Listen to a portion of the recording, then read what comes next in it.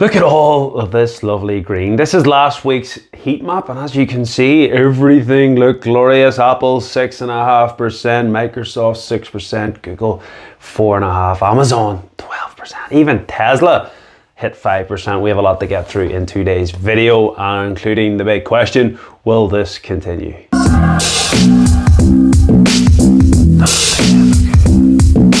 What's the crack, everyone? Welcome back. Buy Wholesale. Hope, of course, you are all well. Green galore, brilliant to see, and including Friday's great, the glorious day. It really pumped hard on Friday. Good day across the board. As I said in last week's video, I wasn't going to be quite active this week, and I wasn't. It was my birthday. I took the royal piss out of it. Last week we went out to a bottomless brunch, me and the guys. There was a lot of happy wishes of birthday. Thank you to everyone in the Discord for that. Myself and my wife went out with my brother to watch Kevin Bridges, a Scottish legend, comedian. Really had a great time. And then yesterday we went out for further food. So I had a great time, but I didn't do much trading. Was still active as always in the Discord, but not as much as usual. In terms of my week, didn't actually do a lot. Nibbled at some shorts on the rise up. Still very confident that this market's going to Cape Town, and we'll get into that in a moment. But let's just have a look at how the markets has performed on the day chart. This is on the SPY, the S&P. I've sort of drew this terrible line just to sort of say, don't forget, guys, we did have a bear rally back in June, and it lasted about 16%, and then, well, it all went a bit P-tong. Zoom out of these things. This little blip, this little rally, it really doesn't look too significant, well below the 200-day moving average. And I would anticipate, as I said in the Discord, all my thoughts are in there as they always are. I would sort of see potentially sort of like another, maybe potentially 7% more to the upside. This market is very volatile though. That would be in around a 12-13%. So I'm prepared for that. RSI MACD looks relatively strong. It does show a buy symbol. I don't see any reason for that to turn around, especially with the bullish sort of stuff that's came out about the Fed or maybe going to hold back on their interest rate hikes and all this. I ain't buying it. Whatever type of news is out there sort of trying to be a bullish sentiment, I'm all for bullish. I don't want to be bearish, but I'm not buying it. Not buying it in the long stop. Inflation is out of control. This whole 10% inflation that the UK, for example, is in, it is utter nonsense. I can show you the price of milk in a year, not even a year, in 8 months is doubled. Heating, gas, electric, doubled. Price of your cards are up 65%. Yeah, it's sitting at 10%. It is utter nonsense. There's a hell of a lot more inflation out there, and to get inflation under control, they're going to have to continue rising interest rates. Bear in mind, until I see the sort of 10, 8, 9% inflation go closer to 2, they're not going to stop. And let's have a look at some things coming from Fox Business. Inflation complications. Parents struggle to afford baby supplies. Non-profits stepping up to help. And as a father of two, I can tell you the price of baby formula has went up from £8.50 to over £10. That is over 20% in an absolute necessity. That is something that the governments really should be stepping in. There's going to be a lot of hungry children going, which is terrifying. There you go. Baby food up 11.8%, diapers 20%, car seats 41%. Interesting article from Yahoo Finance. Here's what's really hurting the economy. Staffing issues, cannot get the labour shortage in. We've talked about China. China is in friggin' lockdown more times than not this last 12-18 months. Don't tell me that the biggest export of goods can go into lockdown for long periods of time and not to have issues down the road. Everything's boiling up. This hasn't even reached anywhere near the peak of the issues. All of the troubles, all of the delays, all of the throwing in the money, it's all reaching a boiling point, and it will implode, whether that be in the next month, next 10 months. I don't have that answer. All I know is I know that this will implode. We're seeing all the signs out there. People have no money left. People are using all their credit cards, and guess what? The banks don't have money. We're even seeing brokers like Trading 212 not having the liquidity to even offer you stocks anymore. It's crazy. Cost of living, why more Australians are giving up pets. People can't even afford to feed animals anymore. They're giving up dogs. Talked about it in my video, and I'll share the link to the video where you can go in and watch what jobs are likely to be lost, what jobs are likely to survive. The best jobs to have in this situation, unfortunately, luxury goods, your animals. It's just terrible that people, don't understand economics and don't budget themselves to allow for an increase. Why didn't you factor in the potential for your mortgage to go up? You know, you need to take some sort of accountability sometimes. People just expect, oh, I can afford just about that £800 a month. If it goes £10 over, I'm snookered. Don't buy that house. You're a moron if you've done that. That's as simple as that. I have no sympathy for people that are that tight on things. If you're living hand to mouth, you need to get yourself in control because it's not going to get better. But I understand put food on the table for your kids and the dog. You can only pick one. You're going to pick the kid. I understand the choice that you have to make, and I'm sure it is a difficult one, but you need to save for a rainy day. These are things that you should be able, although I don't want anyone to have to use all their free cash, all their savings just to survive these times, but you should be in a position that at least you have that option.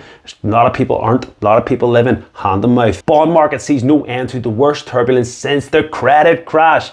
Fed policy paused may calm markets for only a limited period, as we said. I can guarantee you that. The Bank of America says Treasury market fragile and vulnerable to shock. Do I need to say more? Brutal. Closer to home, we have the UK government. What a disaster. The laughingstock of the entire world. Some of the worst governing countries in the world look like a dream compared to this absolute mess that they have created. I don't understand how a government has been voted in and they can have four, yes, that's right, within one term, 4 different leaders. The first person went out, failed. Second, failed. Third, failed. Fourth, oh, hold on, we might bring that other person, came back in, failed. What's the alternative? The person that didn't win in the last vote might get in, so like a third runner-up, they might get in, Sunak, but if Sunak doesn't get in, we might go back to the person that's already failed. I'm convinced that the Tory government are just trying to have a laugh. Like, they're literally going, what else can we do just to really take the royal piss? Well, they're doing a very good job of it. Terrible. Every single one of them is being awful. They will continue to be awful. And Truss was the worst prime minister in the entire existence of governance. It's shocking. Really, really poor. They're leading myself, my generation, and all future generations down a terrible hole. The UK has fell out of the top 10. I am disgusted and I don't want any part of it no more. Uprising needs to happen. These guys are scumbags. But anyway, moving on, more cheery. What is to be expected in this week's market? Well, this week is really all about earnings. It's the big boys all replying. We can see a little update on our graphs here. Not much changed. Bitcoin, one hell of a gaping. We've been talking about investment, the stocks, the bonds, all getting quite close. That trend has continued. And obviously the commodities starting to slide up a bit. Oil went up a bit this week, but it's all about the earnings. Apple, Amazon, Google, Microsoft, Facebook, the FANG stocks, if they're still called that, I'm not sure. Not playing earnings at all, completely and utterly out of it. But we do have other big market caps, the Visas, the MasterCards, Twitter, Boeing, American Airlines, Ford, GM, Starbucks, Coca-Cola, McDonald's, Caterpillar, Intel, IP. I mean, it's the who's who of companies here. It really, really is. And you can pause this here and check out all these lovely ticker symbols. There's a lot of people reporting, but bear in mind there will be mad swings. If it's a general negative one, that's going to pull the market down. We've seen Snapchat pull back 30%. One hell of a gaping on that Snapchat dream. So Wednesday's the big day. Meta, really keen to see what they do. Thursday, Apple, Amazon, MasterCard. Merrick is one that I have targeted for a short, because if we pull this out, the reason I'm saying this is because if you look at what happened in the dot-com bubble, yeah, fell about 70%.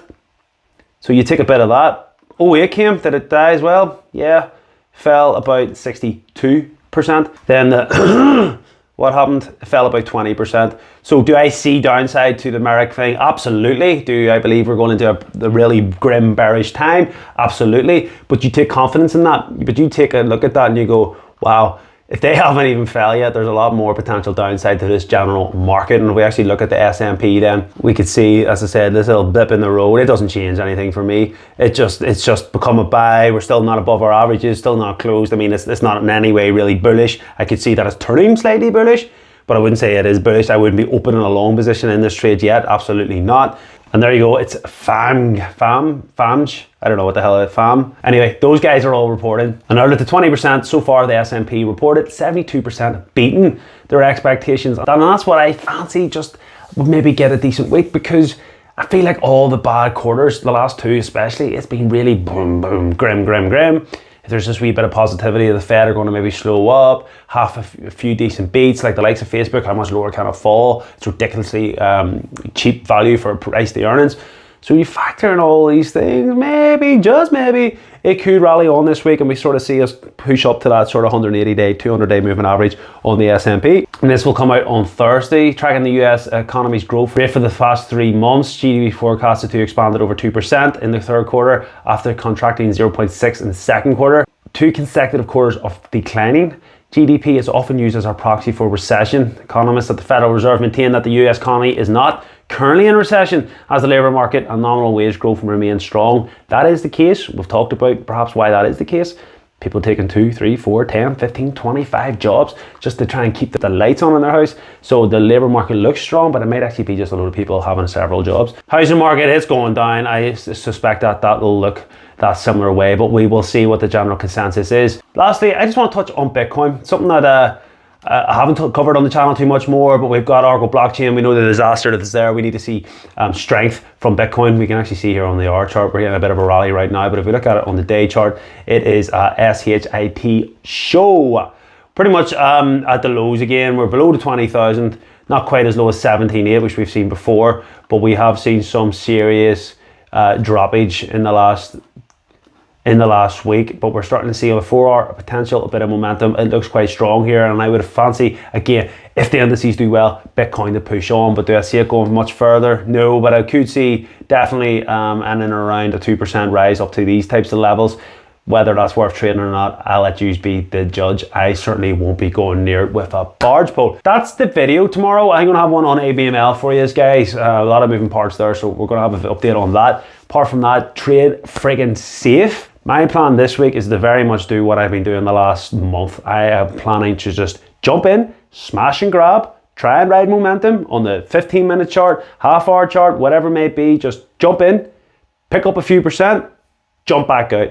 It's worked well for me. I'm keeping my cash for those swing trades in and out, not keeping things over long and not trying to swing trade anymore. I'm literally just smash and grab, keeping up this cash pile heavy and adding into shorts on reversals or potentially after a decent rally. I'm holding my shorts long now until the S&P changes. And when does it go bullish? Well, guys, you know, if you've got the course, you know the situation. When does it go bullish? Well, it probably looking in around and over 11%. Bit like this here. We'll see what happens, but there's plenty of money to be made. For example, if you pull this up on the hour chart, look at all of these trades over the week. This week has been a swing trader's dream, not that I have been a part of it, but you'd be opening up these trades, you'd be closing at 1.275, you'd be opening this up, closing at 2.82%, buying here, still in the trade, 2.89, leverage that up 10 times, 20%, that's what we do. But if you are worried about these difficult times, feel free to get in the Discord where we try and talk out. There's a lot of actual support more so going on. There's a lot of people hurting. We've been chatting about it a lot. Actually had a lot of new people join the Discord over the week. Welcome to all these guys here.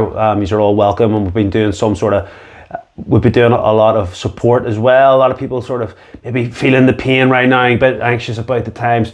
It's all in there. Everyone is good guys. A lot of people swing trading, making money. A lot of people just sort of long holding. It's a good community of guys. Feel free to get into that. If you want to learn how to trade, of course, the trading course is down there, and that also includes the lifetime access forever to the Discord for £99. I think that's an absolute steal. The prices will have to go up eventually on that. I can't keep keeping the prices as low as that. Check out this video next. Is your job safe?